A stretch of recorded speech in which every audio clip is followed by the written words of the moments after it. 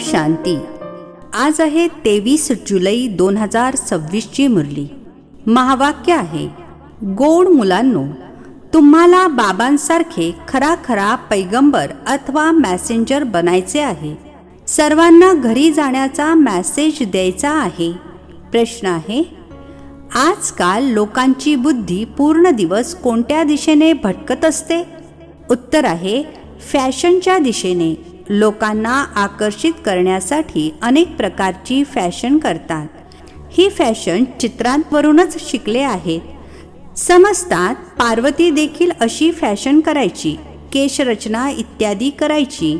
बाबा म्हणतात, तुम्हा मुलांना या पतित दुनियेमध्ये फॅशन करायची नाहीये. तुम्हाला तर मी अशा दुनियेमध्ये घेऊन चाललो आहे जिथे नैसर्गिक सौंदर्य असते. फॅशन करण्याची गरज नाही. गीत आहे, तुम्ही हो माता पिता तुम्ही हो. ओम शांती. मुलांनी गाणे ऐकले? जेव्हा महिमा गातात तेव्हा बुद्धी वरती निघून जाते. हे आत्माच बाबांना उद्देशून म्हणते. तेच खिवय्या अर्थात नावाडी आहेत. पतित पावन आहेत अथवा खरे मॅसेंजर आहेत. बाबा येऊन आत्म्यांना मॅसेज देतात आणि ज्यांना मॅसेंजर अथवा पैगंबर म्हणतात ते कोणी लहान किंवा कोणी मोठे असतात. वास्तविक ते मॅसेज अथवा पैगाम देत नाहीत. ही तर खोटी महिमा केली आहे. मुले समजतात की त्या एका व्यतिरिक्त या मनुष्य सृष्टीवर इतर कोणाचीही महिमा नाहीये.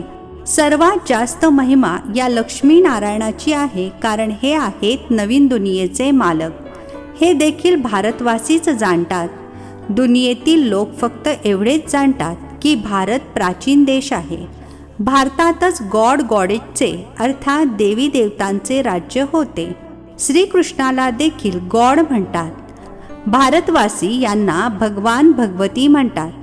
परंतु हे कोणालाच ठाऊक नाहीये की हे भगवान भगवती सतयुगामध्ये राज्य करतात. भगवंताने गॉडेसचे अर्थात देवी देवतांचे राज्य स्थापन केले. बुद्धी देखील म्हणते, आम्ही भगवंताची संतान आहोत, तर आम्ही देखील भगवान भगवती असायला हवे. सर्व एकाचीच मुले आहेत ना.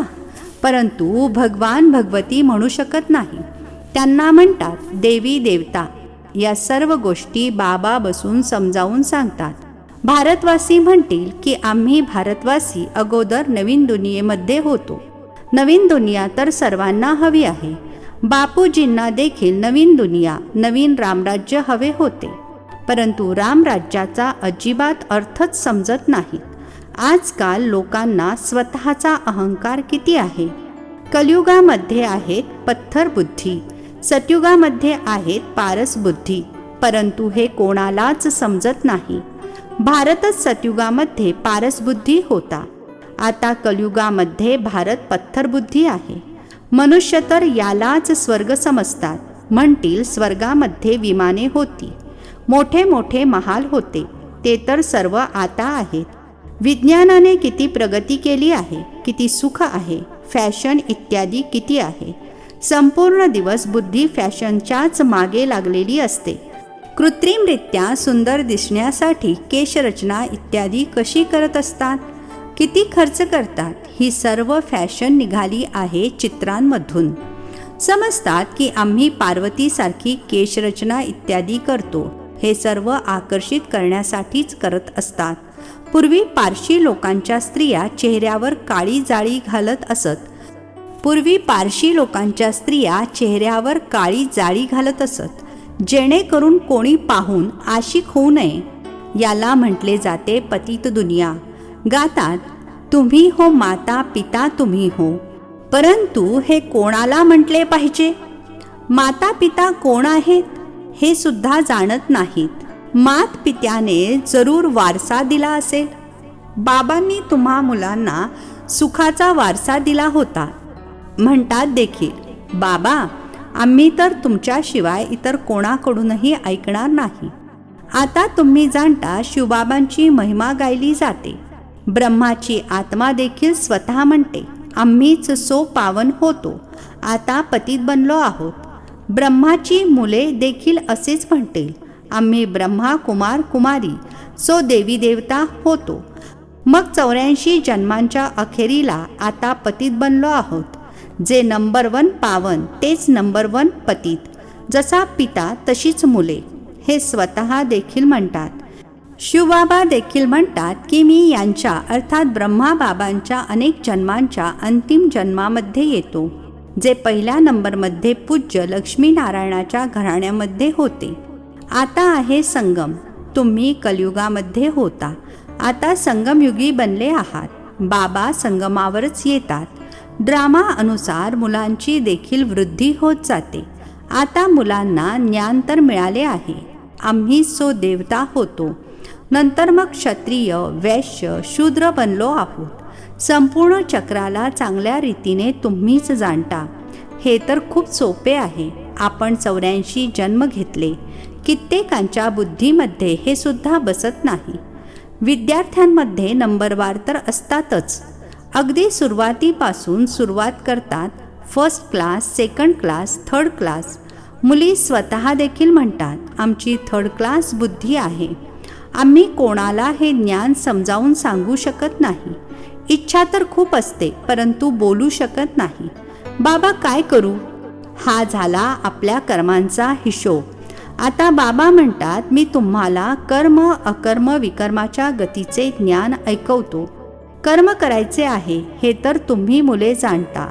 थर्ड क्लास बुद्धी असलेले या गोष्टी समजू शकणार नाही. हे आहेच रावण राज्य, परंतु हे कोणालाच माहीत नाही. रावण राज्यामध्ये मनुष्य तर विकर्मच करणार, तर मग खालीच कोसळणार, अर्थात पतनच होणार. गुरु केलाच जातो दुःखी दुनियेमध्ये. सद्गतीसाठीच तर गुरु करतात की मुक्तीमध्ये घेऊन जावे. ते आहे निर्वाणधाम, वाणीपासून दूर असलेले स्थान.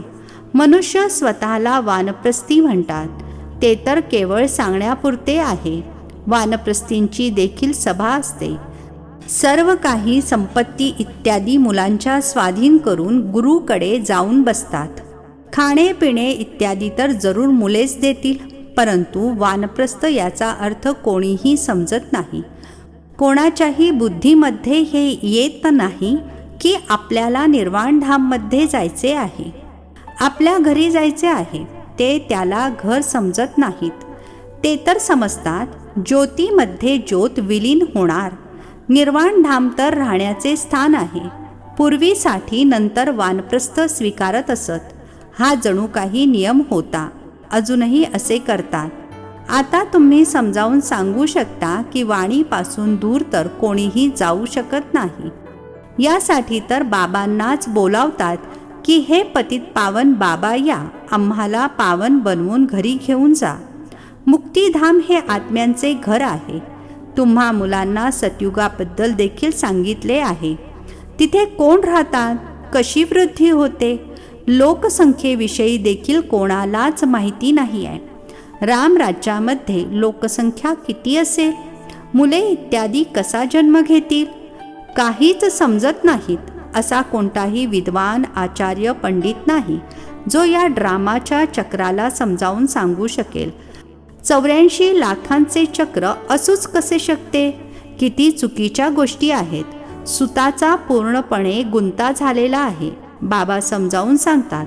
आता तुम्ही जाणता. बाबांनी कर्म अकर्म विकर्माचे सर्व रहस्य समजावून सांगितले आहे. सतयुगामध्ये तुमचे कर्म अकर्म होऊन जाते. तिथे कोणते वाईट कर्म होतच नाही, म्हणून कर्म अकर्म होऊन जाते. इथे मनुष्य जे पण कर्म करतात ते विकर्म बनते. आता तुम्ही मुले जाणता. आम्हा लहान थोर सर्वांची साऱ्या दुनियेची वानप्रस्थ अवस्था आहे.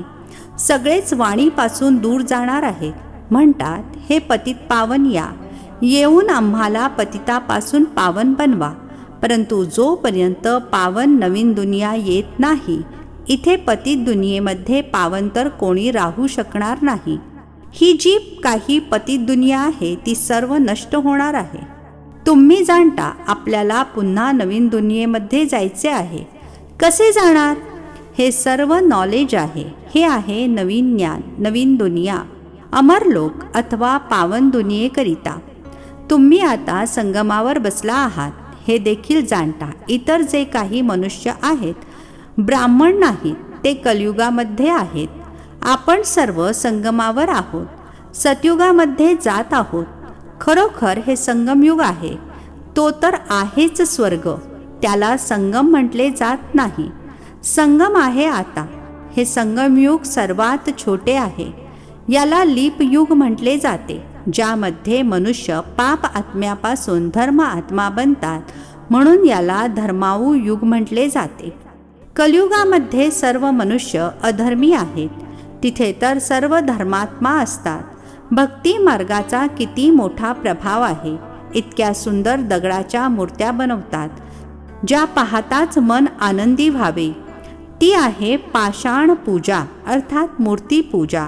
शिवाच्या मंदिरामध्ये किती दूर दूरपर्यंत पूजा करण्यासाठी जातात. शिवचे चित्र अर्थात शिवलिंग तर घरातही ठेवू शकतात. मग इतके दूर दूर भटकण्याची गरज काय? हे ज्ञान आता बुद्धीत आले आहे. आता तुमचे डोळे उघडले आहेत. बुद्धीची कपाटे उघडली आहेत. बाबांनी नॉलेज दिले आहे. परमपिता परमात्मा या मनुष्य सृष्टीचे बीजरूप, ज्ञानाचे सागर, नॉलेजफुल आहेत. आत्मा देखील ते ज्ञान धारण करते. आत्माच प्रेसिडेंट इत्यादी बनते.